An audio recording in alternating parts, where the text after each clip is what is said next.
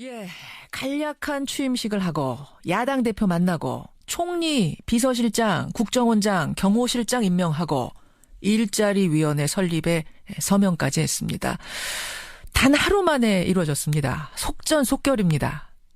그런데요, 이제 청와대 수석과 장관 임명이라는 큰 산이 남아있죠.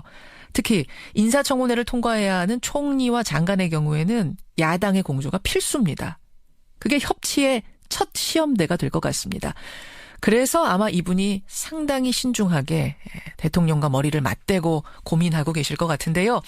오늘 첫 번째 인터뷰 더불어민주당 통합정부추진위원회의 박영선 위원장 만나보지요. 박영선 의원님 안녕하세요. 네, 안녕하십니까. 당선 후에 다른 분들은 조금 여유가 생기신 것 같은데 박 의원은 통합추진위원회라는 중책을 맡으셔서 어떻게 더 바빠지신 것 같아요. 네. 자, 문재인 대통령이 탄생한 후에 제일 많이 들려오는 단어가 바로 통합입니다. 통합.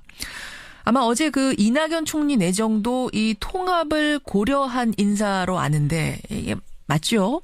네, 그렇습니다. 예. 어떻게 의미를 평가하세요? 이낙연 국무총리 같은 경우는 호남이 나의 국정의 동반자다라고 후보 시절에 말씀하시지 않았습니까? 예. 그것을 이제 아주 강하게 표현하셨다. 저는 이제 그렇게 보고 있고요.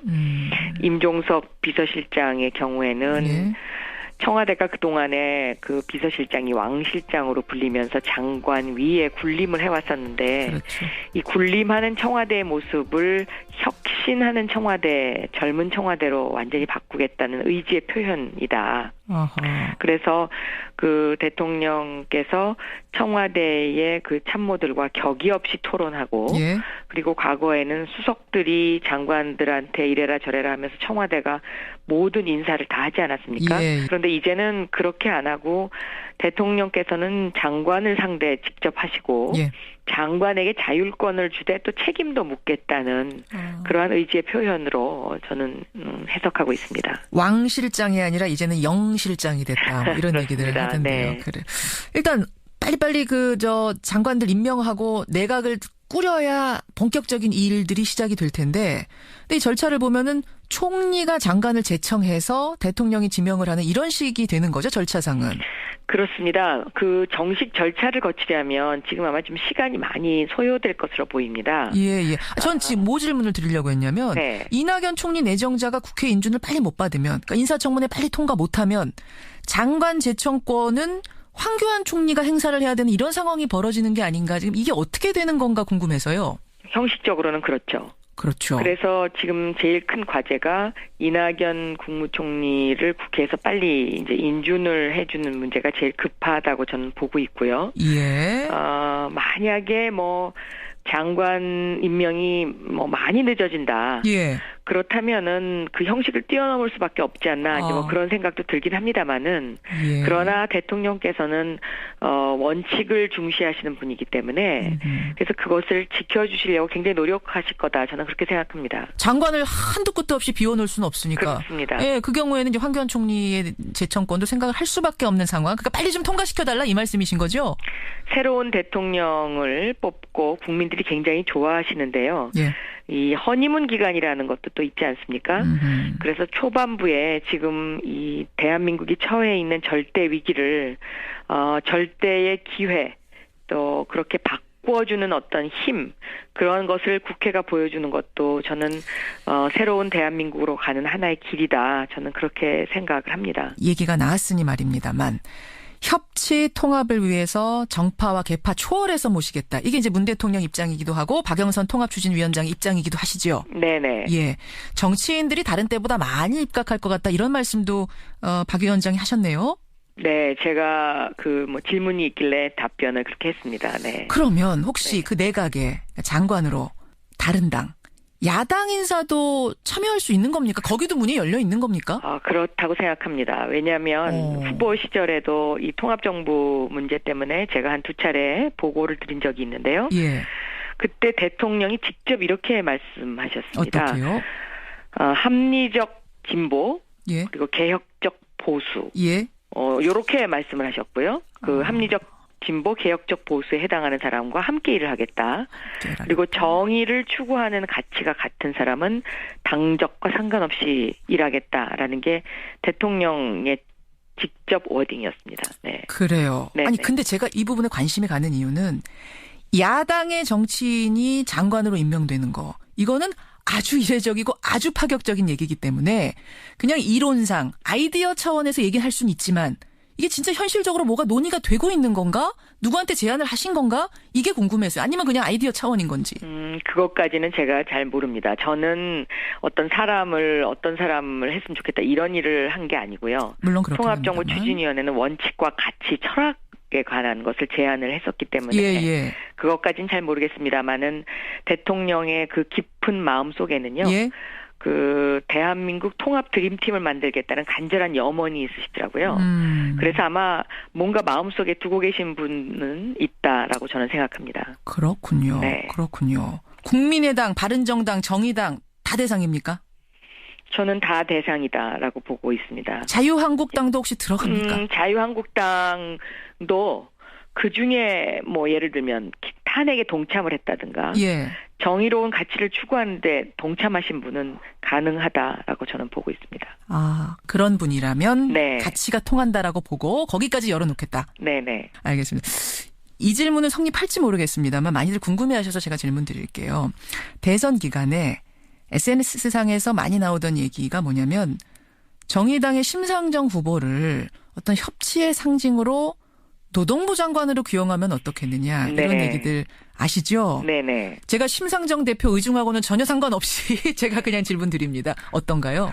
저는 뭐 가능성 있는 이야기다라고 생각하고요. 저희가 보고 드릴 때 그 말씀도 드렸습니다. 예를 들면 예. 오바마 정부가 그 열린 백악관이라고 해서 예. 10만 명 이상이 백악관 홈페이지에다가 직접 실명으로 뭐 예를 들면 사람을 청구하거나 아니면 정책을 이야기하거나 예. 뭐 무엇이 잘못됐다고 이야기를 하면 예. 거기에 대해서 한 달 안에 답변을 하도록 하는 그 제도를 운영하고 있거든요. 그래요. 우리 청와대도 이런 것을 했으면 좋겠다 해서 예로 예. 그런 말씀을 드렸습니다. 그러니까 예를 들면 어떤 특정인을 어떤 장관을 시켰으면 좋겠다라고 국민들이 10만 명이 같이 동시에 예. 실명으로 그것을 원하면 저는 대통령께서 그것은 한번 검토하실 거라고 생각하고 예. 그 저희가 건의드린 것 중에 인사추천제도, 그러니까 인사추천제도 가운데 예. 국민추천제를 제도로서 도입해달라고 했거든요. 그러셨군요. 네. 아, 그렇다면 이것도 SNS상에서 떠도는 정도가 아니라 진짜 뭔가가 이루어질 수도 있는 얘기다. 그렇습니다. 그러니까 국민추천위원회라는 어떤 제도를 만들어서 예. 국민들이 보기에 투명하게 운영을 하면 그것도 하나의 좋은 방법이다. 적재적소의 인사를 배치할 수 있는. 거기 긍정적으로 받아들여지고 있습니까? 분위기는? 그 제안? 현재까지 제가 그 대통령께서 후보 시절에 보고를 드린 거니까요. 예. 그때는 대통령께서 굉장히 긍정적으로 생각하셨습니다. 그렇군요. 예. 그러면 유승민 후보 얘기도 사실 많이 돌았는데 그것도 불가능한 얘기 아니네요. 저는 그렇다고 생각합니다. 그렇군요. 네. 알겠습니다. 박영선 통합추진위원장 지금 만나고 있습니다.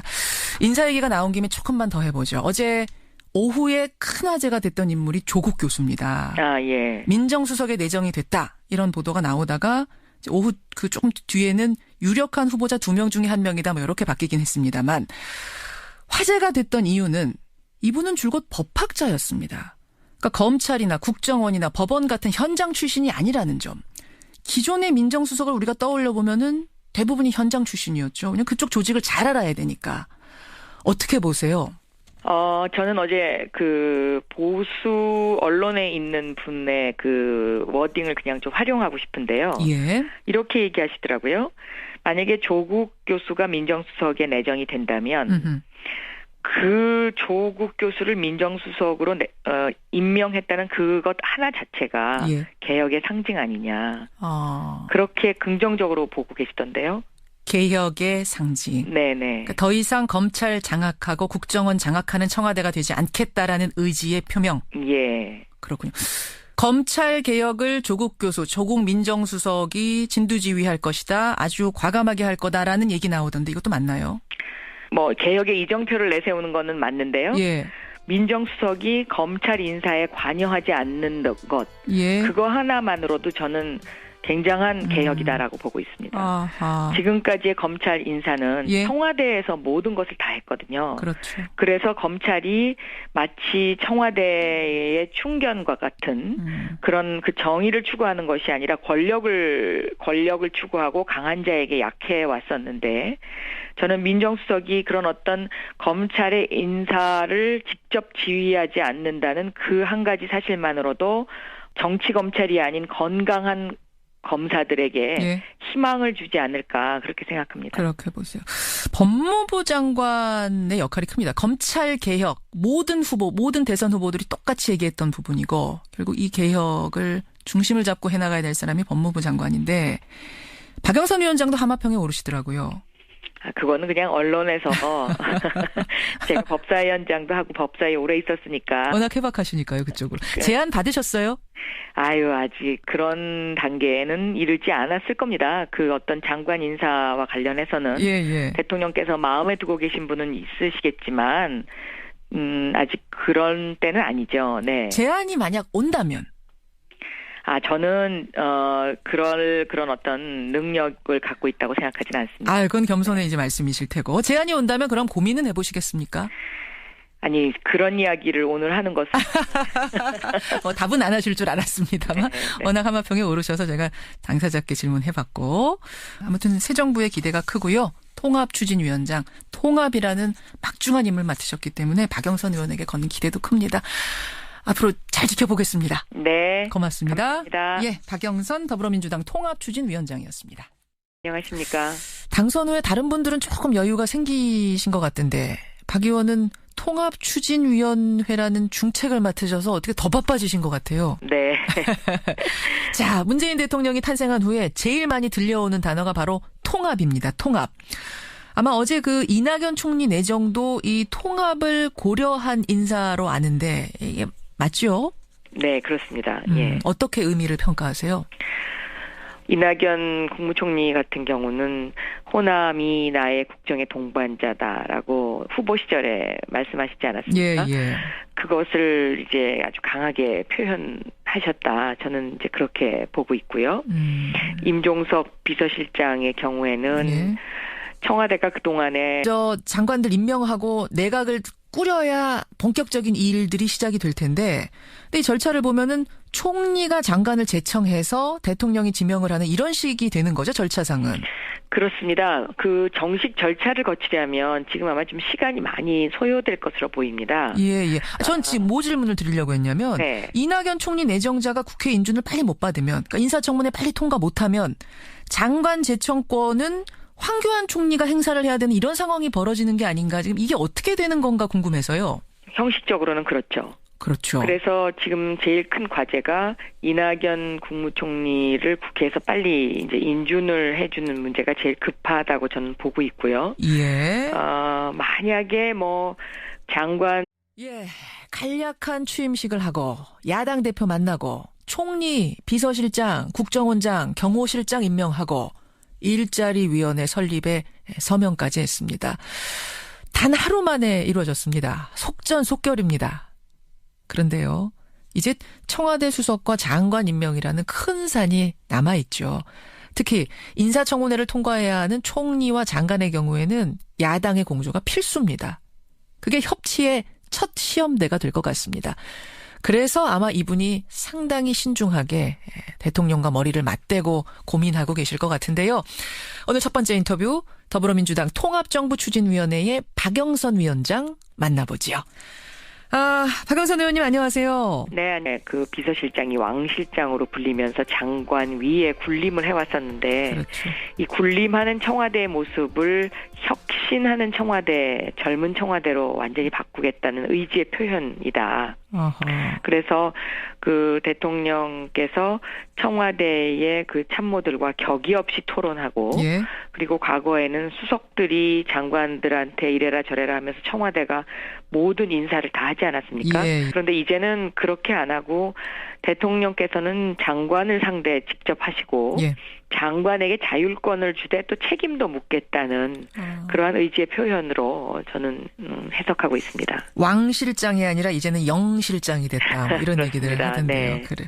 일단 빨리빨리 임명이 뭐 많이 늦어진다. 예. 그렇다면은 그 형식을 뛰어넘을 수밖에 없지 않나 이제 뭐 그런 생각도 들긴 합니다만은 예. 그러나 대통령께서는 원칙을 중시하시는 분이기 때문에 그래서 그것을 지켜주시려고 굉장히 노력하실 거다 저는 그렇게 생각합니다. 장관을 한도 끝도 없이 비워놓을 수는 없으니까. 그렇습니다. 예, 그 경우에는 이제 황교안 총리의 재청권도 생각을 할 수밖에 없는 상황. 그러니까 빨리 좀 통과시켜달라 이 말씀이신 거죠?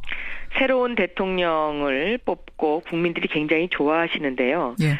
이 허니문 기간이라는 것도 또 있지 않습니까? 그래서 초반부에 지금 이 대한민국이 처해 있는 절대 위기를 절대의 기회 또 그렇게 바꿔주는 어떤 힘 그런 것을 국회가 보여주는 것도